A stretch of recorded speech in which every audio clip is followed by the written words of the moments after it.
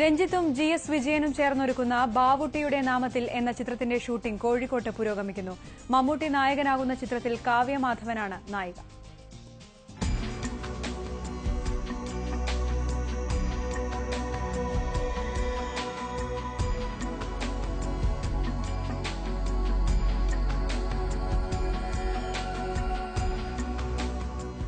രണ്ട് വ്യത്യസ്ത പുരുഷവർഗത്തിന്റെ കഥയാണ് ബാവുട്ടിയുടെ നാമത്തിൽ.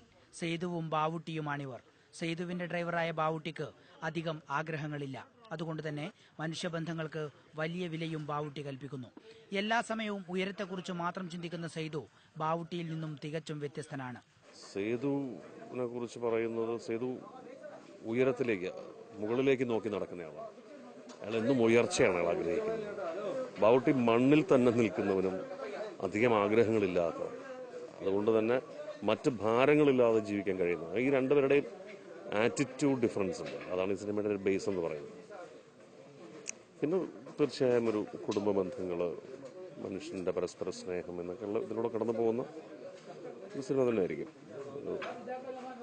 യഥാർത്ഥമായ ജീവിത സന്ദർഭങ്ങളിലൂടെ കടന്നു പോകുന്നതിനും പറയാവുന്നതാണ്. രഞ്ജിത്താണ് ചിത്രത്തിന്റെ കഥയും തിരക്കഥയും സംഭാഷണവും. നീണ്ട ഇടവേളയ്ക്ക് ശേഷം സംവിധാന രംഗത്തേക്കെത്തുന്ന GS വിജയനാണ് ചിത്രത്തിന്റെ സംവിധായകൻ. എങ്ങനെയെങ്കിലും ഒരു സിനിമ ചെയ്യുക എന്നുള്ളൊരു താല്പര്യമില്ലാത്ത ഒരാളാണ് അയാൾ. കാത്തിരിക്കുകയായിരുന്നു. മമ്മൂക്കയുമായിട്ട് ചേർന്നൊരു സിനിമയായിരുന്നു വിജയന്റെ മനസ്സിൽ. അങ്ങനെയാണത് സാധ്യമായത്.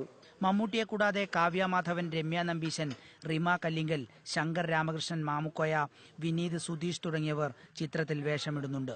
ചിത്രം ക്രിസ്തുമസിന് തിയേറ്ററുകളിൽ എത്തിക്കാൻ കഴിയുമെന്നാണ് പ്രതീക്ഷയെന്ന് രഞ്ജിത്ത് പറഞ്ഞു. ക്യാപിറ്റൽ സിനിമാസിന്റെ ബാനറിൽ 7 ആർട്സ് ആണ് ചിത്രം പുറത്തിറക്കുന്നത്. ഏഷ്യാനെറ്റ് ന്യൂസ്, കോഴിക്കോട്.